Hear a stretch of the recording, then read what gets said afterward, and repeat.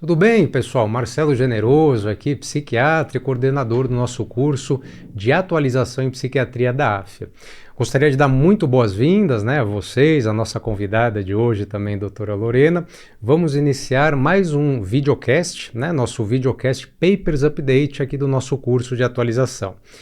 A ideia do videocast, pessoal, vocês já estão habituados, é a gente nos aprofundarmos ali em alguns artigos científicos mais relevantes publicados recentemente, e a gente consegue debater aqui sempre com um convidado especialista.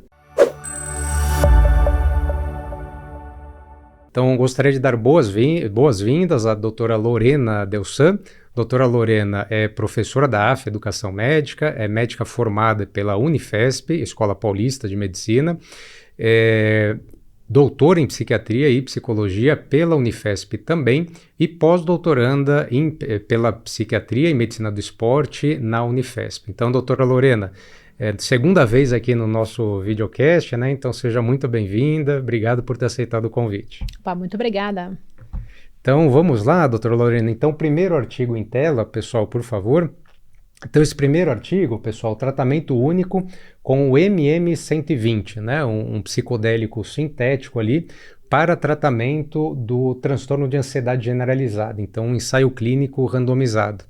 Esse estudo ele foi publicado recentemente, então setembro de 2025, super novo. Algumas universidades americanas envolvidas aí na condução desse ensaio clínico e uma mudança de paradigma mesmo, doutora Lorena? Então, vamos começar então a apresentação desse? Opa, vamos sim, Marcelo. Então é um estudo muito interessante, inclusive acabei de voltar aí do SNP, um congresso de neuropsicofarmacologia lá em Amsterdã, eles trouxeram esse estudo também, então tá quentinho para vocês, colegas. Então o que esse estudo acabou investigando, Então assim, foi utilizado esse MM120, que é a listergida, que seria um análogo sintético, digamos assim, do LSD, então LSD farmacêutico. Então, foi utilizada esse composto, e foi feito um estudo que está aí relacionado, dose e resposta de uma única dose dessa substância para o tratamento de adultos com transtorno de ansiedade generalizado, tanto no nível moderado quanto grave. E aí, foi também um objetivo, pensando em definir tanto a melhor dose, e também o melhor balanço aí, pensando no risco-benefício, inclusive também pensando em ensaios clínicos, no futuro de fase 3, que esse não é um ensaio 3. Eu trouxe aqui um slide, mas para falar um pouquinho o que seria um estudo, de fase 3, porque esse estudo é um estudo de fase 2A. Que seria nesse caso o quê? Perdão, 2B. Então, seria nesse caso, um estudo de fase 1, é aquele estudo que você vai pegar pessoas saudáveis, tá? Então, são pacientes saudáveis e você vai introduzir uma medicação. Um estudo de fase 2A, ele vai fazer uma prova-conceito. Então, vai pegar, por exemplo, pacientes que já têm uma doença-alvo, e você vai explorar se aquele medicamento, ele vai ter uma eficácia, e também ajustar a dose. Já o estudo de fase 2B, ele vai confirmar a relação da dose e resposta, Então, ele vai definir se a dose é ótima, e vai ser aplicada. Então, também pega já pacientes com a doença. E o estudo de fase 3, ele já tem a eficácia, já é confirmada, e aí você vai ver uma segurança mais em larga escala. Então, geralmente são aqueles estudos multicêntricos, Então, uma população muito mais ampla. E o estudo de fase 4, quando a medicação já foi aí comercializada, e aí a gente fica avaliando depois efeitos adversos, raros, o que aconteceu a longo prazo, Então, seria após a aprovação. E até fazendo um parênteses, Lorena, eu acho que, pessoal, isso não quer dizer um estudo melhor ou pior, Lorena? Acho que vale a pena a gente frisar assim, cada um tem o seu propósito, Então, esses desenhos são com alguma finalidade, É lógico que a gente precisa passar por essas etapas, Então, a gente não consegue fazer um fase 4 sem ter feito um fase 1, Então, existe uma questão temporal, no momento onde cada um se é realizado, Mas não quer dizer melhor ou pior, Mas é simplesmente o propósito, o objetivo ali do estudo, Só um parênteses, Lorena? Não, eu acho importante porque muitas vezes depois a gente fica naquele jargão, um estudo de fase 3, aí o colega não sabe muito bem, então é legal trazer isso.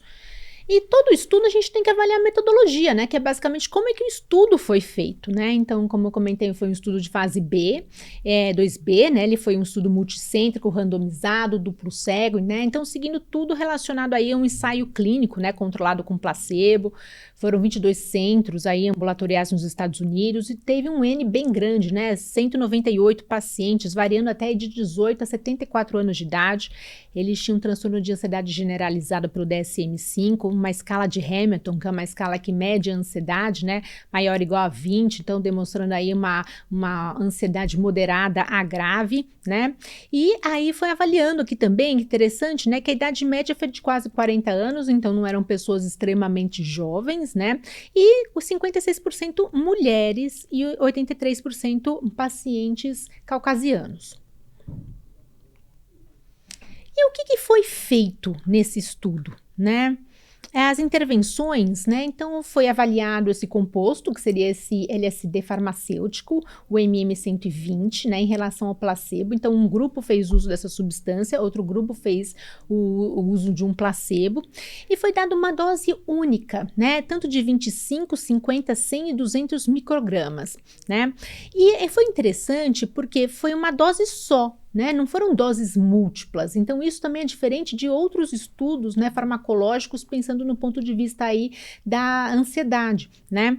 E as sessões elas foram individuais, então os pacientes aí eles ficavam em salas, né, salas que tinham uma acústica aí gostosa, agradável, né, sem aí muitos estímulos. Isso é interessante porque o LSD ele é uma droga lisérgica, né, então ele é um psicodélico e durante a experiência psicodélica o paciente ele precisa estar calmo, né, caso o paciente não esteja calmo, isso pode levar a ele ter aí uma bad trip, né? E essa bad trip pode levar aí eventos, vivências negativas, inclusive crises de ansiedade, né? Então o paciente ele podia aí ler, se movimentar, desenhar, então era uma coisa assim um tanto quanto até lúdica, né? E ele foi avaliado, esse paciente, de uma maneira contínua por 12 horas, né? E o interessante é que muitos estudos, né, que aí estão sendo avaliados, né, para os efeitos de psicodélicos, como psilocibina, o próprio LSD, MDMA, que não é um psicodélico, é um patógeno, mas o que esses outros estudos fazem? Eles associam a psicoterapia, que é a psicoterapia assistida por psicodélicos, e esse estudo ele não fez isso, né? Então foi proibido iniciar psicoterapia, não foi feito em nenhum momento psicoterapia, e inclusive se o paciente estava em psicoterapia, ele tinha que, né, aí, né, se ele está mantida, já está em andamento, mas ele não podia iniciar uma psicoterapia. Então ele queria ver, os pesquisadores, eles queriam realmente avaliar a eficácia só da medicação, não da associação da terapia assistida por psicodélico com a medicação. Isso é interessante, Lorena, porque os estudos que a gente tem, né, pessoal, pensando em terapia assistida por psicodélicos, né, como a doutora Lorena trouxe, então com psilocibina, né, LSD, que seja, e mesmo a regulamentação que não aconteceu, né, pelo FDA do MDMA para o TEPT, né, que estava todo mundo esperando, isso não se concretizou. Uma das grandes críticas do FDA, né, foi relacionada a isso, né, como que a gente diferencia o que é efeito da psicoterapia, né, e o que é efeito da intervenção ali, né, efetivamente. Até porque existem também efeitos, né, bem perceptíveis quando o indivíduo faz uso, né, do psicodélico, menos quando a gente tem uso de uma dose muito pequena, microdose, né? Então é interessante que esse estudo ele buscou reduzir os vieses, né, Lorena, na realização. Exato, o que né? aumenta a robustez dos resultados. Que aumenta, né? a robustez dos resultados e também, né, existe uma grande dificuldade de uma padronização de uma terapia psicodélica, né? Então a gente tenta, é difícil homogeneizar todos os estudos, né, em relação à terapia psicodélica. Tem protocolo, como o protocolo de Montreal, mas mesmo assim, né, carece um pouco disso, né? E dos critérios, né, então todos os pacientes que eles foram incluídos nesse estudo eram pacientes com, então, transtorno de ansiedade generalizada, então foram confirmados pelo DSM-5 e a escala Mini, que é uma escala diagnóstica, né, como eu comentei, tinham aí um Hamilton, né, de ansiedade, que é uma escala de ansiedade maior ou igual a 20, e não podiam fazer parte do estudo, obviamente, não pacientes que já tinham alguma condição, né, psiquiátrica que poderia aí ser agravada por uso de psicodélicos, né, e também o uso do próprio próprio psicodélico, né? Nos últimos aí 2 anos, ou mais de 10 vezes em 10 anos, e inclusive também uso de substâncias, né? Psicoativas proibidas ou incapacitantes, né? Que poderiam aí ter alguma interferência, né? Se você acaba aí suspendendo os psicotrópicos, tá? Se a pessoa também não pode parar de tomar a medicação, então ela também aí acabaria sendo excluída do estudo. Por que acontece? Esse estudo, as pessoas não poderiam tomar remédio, tá? Então isso também é uma coisa aí importante, tá?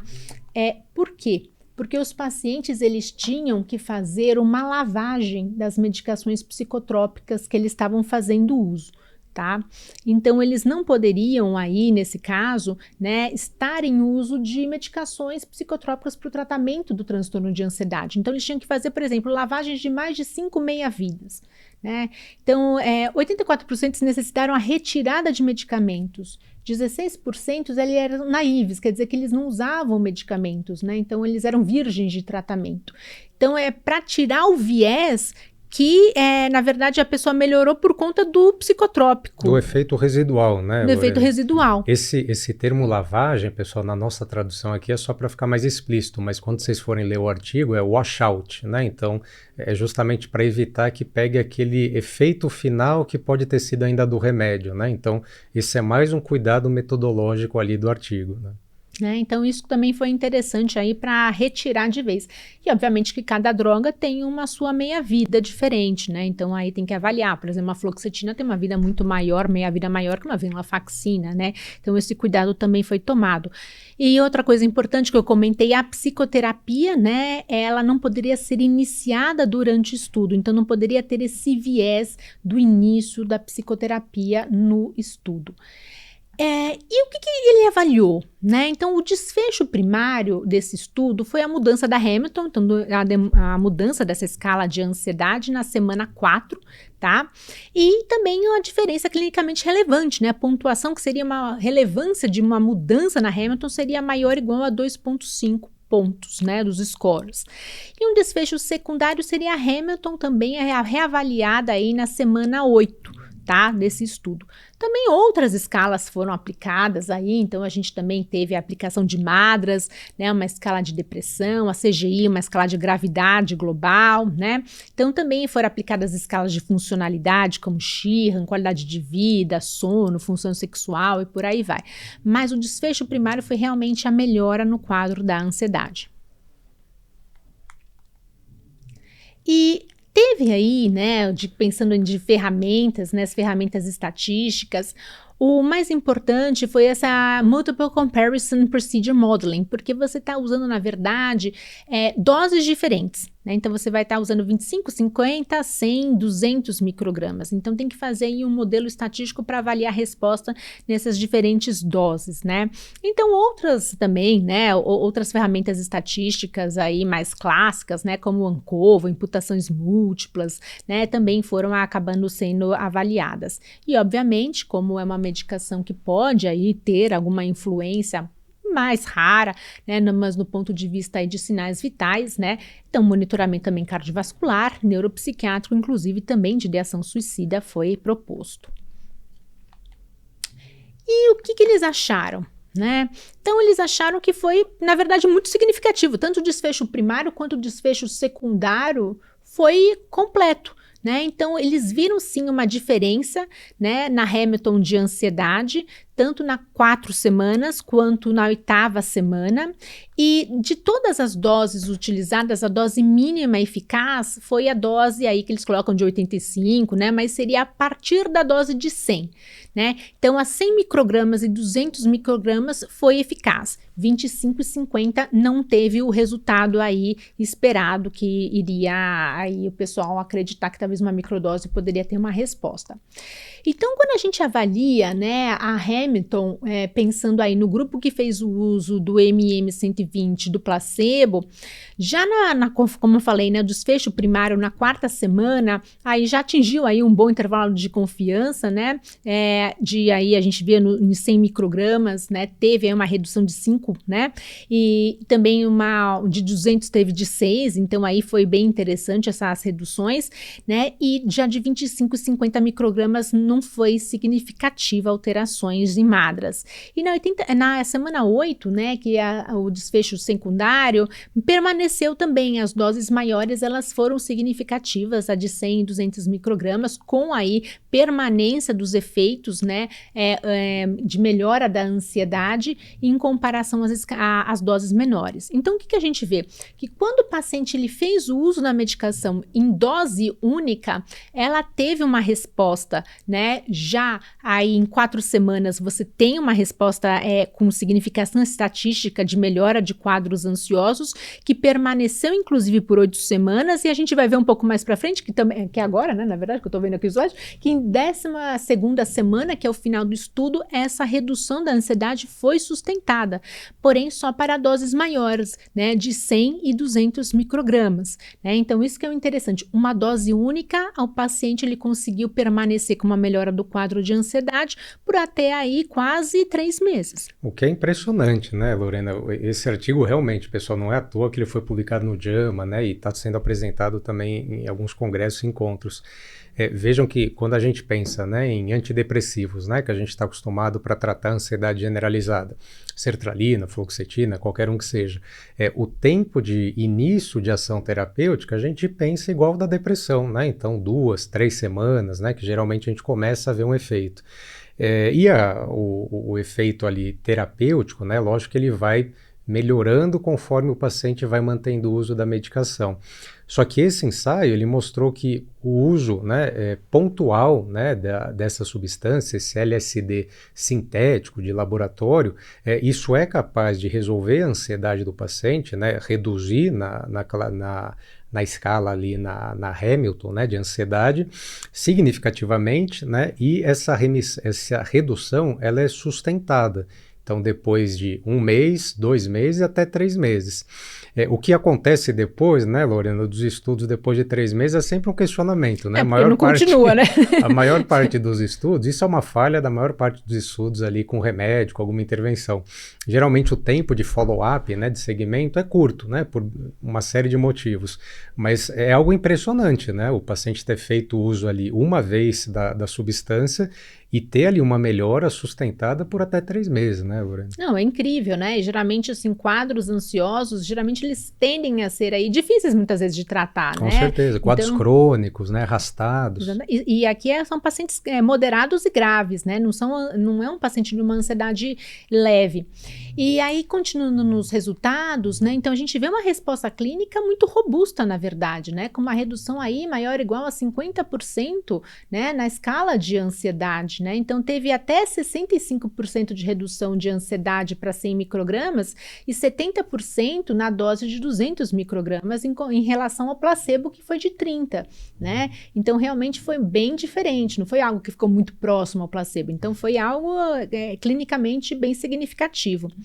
E aí, né, e pensando isso na resposta clínica, mas quando a gente fala em remissão não seria zerar sintomas obrigatoriamente, porque você pode manter uma sintomatologia, mas que ela acabaria aí não sendo importante no ponto de vista que fecharia um retorno do quadro ansioso, uma manutenção do quadro ansioso, né? Então, a remissão, isso é menos do que 7, menor ou igual a 7 pontos na escala de Hamilton, foi atingida em 40% dos pacientes no grupo que fez uso de 100 microgramas e também 45% no grupo que fez de 200 microgramas em relação a 15% do placebo, né? Então, realmente, tanto uma resposta, uma redução de 50% na escala de Madras, quanto uma remissão, isso é menor ou igual a 7 pontos na escala de Madras, foi bem significativo, né? E pensando aí também em redução tanto na escala de Hamilton, e pensando também na redução nas escalas de Hamilton, CGI, né, que são escalas aí, né, que estão relacionadas aí complicações, né, a Madras, escalas de gravidade, né, e a Madras, escalas de depressão, já nas semanas 1 e 2, nessas reduções, elas foram mantidas até a 12ª semana. Então, na verdade, você começou a já ver um efeito, né, antidepressivo, melhora global do paciente e também um efeito ansiolítico já a partir da 1ª semana após a dose, mas realmente com resultados mais robustos a partir da 4ª semana, né? Então, isso é muito interessante também. pensando na segurança e tolerabilidade dessa medicação, né? Obviamente, é uma medicação psicodélica, né? Então você vai ter efeitos adversos relacionados a essa própria medicação, mas eles são eventos agudos e também dose dependentes, então você tem sim alterações de percepção visual, né? Obviamente doses maiores você vai ter muito mais alterações do que doses menores, então por exemplo, se você está usando 200 microgramas, todo mundo teve aí alteração de percepção visual, É né? o esperado, né, É o Lorena? esperado, né? E perceba-se que o placebo é bem baixo, tá? Então, tanto é que a gente vai comentar isso, gente. A náusea também, né? Com doses maiores você vai ter mais. E cefaleias, a mesma coisa, né? E pensando já descontinuação, isso é, o paciente fez o dropout, né? Não quer mais continuar. Isso ocorreu em todos os grupos, inclusive também no placebo, né? Então, geralmente foram aí tantos eventos adversos, né? Quanto aí retirada voluntária, ou mesmo a pessoa vai se fazendo o segmento do tratamento, né? Mas não teve nenhum efeito adverso importante. Isso é importante ressaltar, e também nada relacionado ao abuso dessa substância, né? Então, ou mesmo a dependência. E pensando na nossa relevância, né, a relevância clínica e científica disso, é muito bacana porque, assim, se a gente for pensar em transtorno ansioso, a gente está sem nenhuma droga nova no mercado, né, que foi aprovada aí desde 2007. Então, tem uma certa lacuna farmacológica para esse tratamento e é um transtorno dos mais prevalentes, né, e muito incapacitantes também, né. E, inclusive, muitos pacientes não vão responder às terapias que nós temos, né, disponíveis, que são os inibidores seletivos, os duais, os benzodiazepínicos, podendo aí, em muitos casos, até desenvolver uma dependência, né.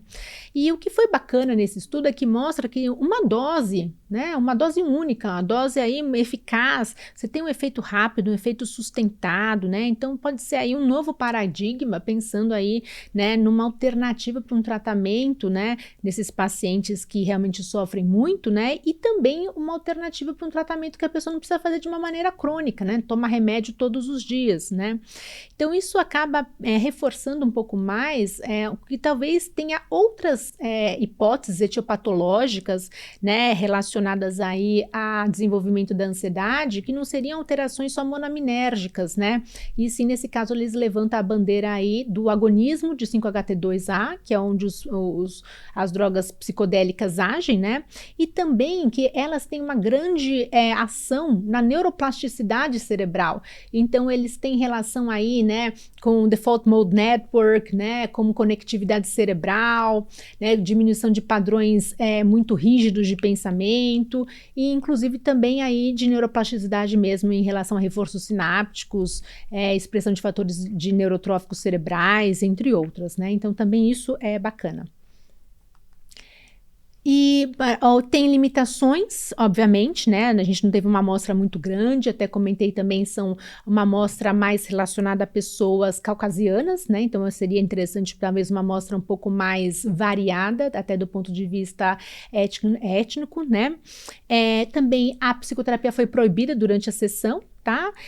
Embora permitida fora dela sem alteração, né? Então talvez isso possa ter tido algum confundidor, mas talvez não tão grande assim. Existe um grande problema, né? Que foi o que eu acho que é um dos mais importantes.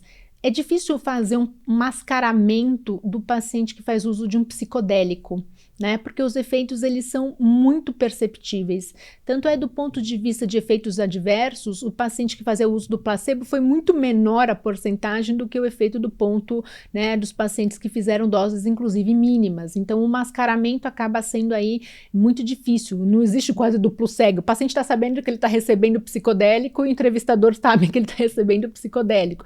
Então isso também é um problema, né?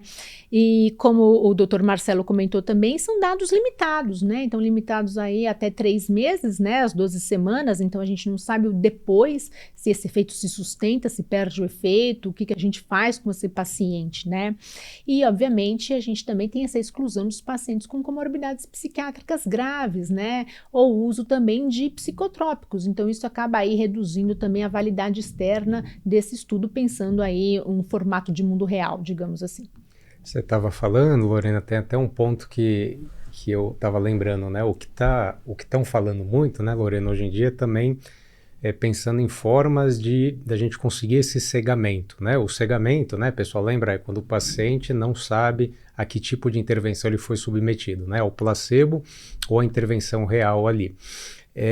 Existem algumas alternativas, né, que estão sendo avaliadas, mas uma delas é o paciente fazer uso talvez sob sedação, né? Então, dormindo. Então, isso em estudos ali para depressão, isso está sendo pensado, né, para a gente reduzir esse viés. E um outro viés, pessoal, que existem nesses estudos o pessoal fala de frustração, né, o desapontamento em relação a saber que não foi submetido à intervenção real.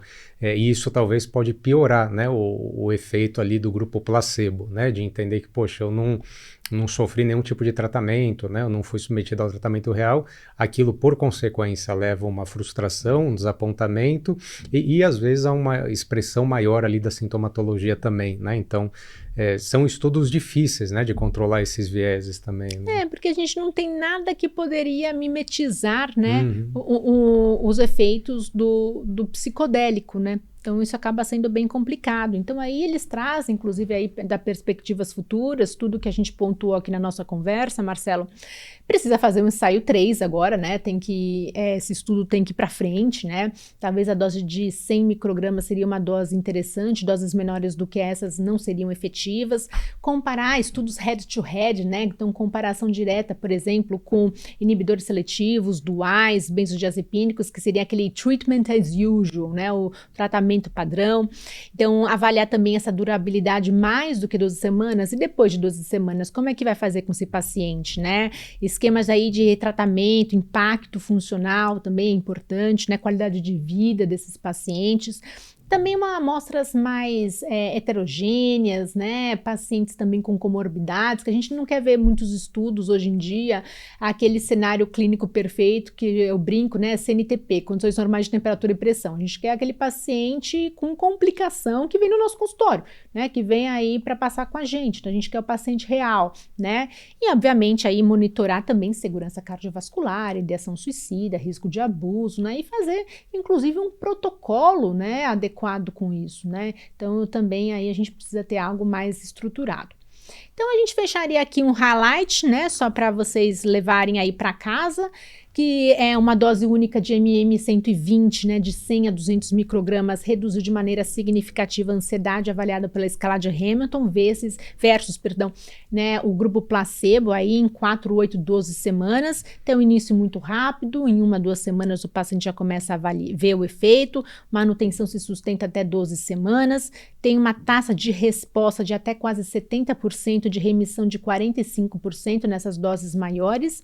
Os eventos adversos eles são percebidos por todo mundo, tá? Então, sobretudo aí os perceptuais e gastrointestinais, mas não teve nada grave e pode ser aí um potencial bacana no futuro da gente pensar aí num novo paradigma no tratamento da ansiedade generalizada, né? Então, talvez uma dose única seria eficaz e não necessariamente o paciente precisaria tomar uma medicação o tempo todo. Perfeito, doutora Lorena. Pessoal, só um aviso, tá? Então, esse videocast, né, esse artigo que a gente discutiu, isso é uma discussão acadêmica sobre uma molécula, um composto, né, análogo ao LSD que está em pesquisa clínica para o tratamento de transtorno de ansiedade generalizada. Isso ainda não foi aprovado, né? Então, nem nos Estados Unidos, né, isso não é aprovado no Brasil também, para o tratamento de transtorno de ansiedade. Nós temos opções super seguras, né, para o tratamento de ansiedade generalizado, tanto medicamentoso quanto não medicamentoso, né, psicoterapia, um outro recurso super importante. Então, só deixar esse aviso para vocês que esse tipo de tratamento não é aprovado no Brasil e nem nos Estados Unidos por enquanto, tá bom? Pessoal, então chegamos aqui ao término desse artigo, né, então, que está aberto aqui no YouTube, né, para visualização. Convido vocês a conhecerem nosso curso, né, vamos seguir aqui com a discussão de mais 2 artigos, um deles falando sobre cetamina, né, a efetividade do tratamento, e também a importância de testagem farmacogenética, qual o benefício, né, em relação ao segmento também dos pacientes. Então, doutora Lorena, mais uma vez obrigado por ter estado aqui com a gente, até o próximo. Obrigada. É isso, pessoal, até mais.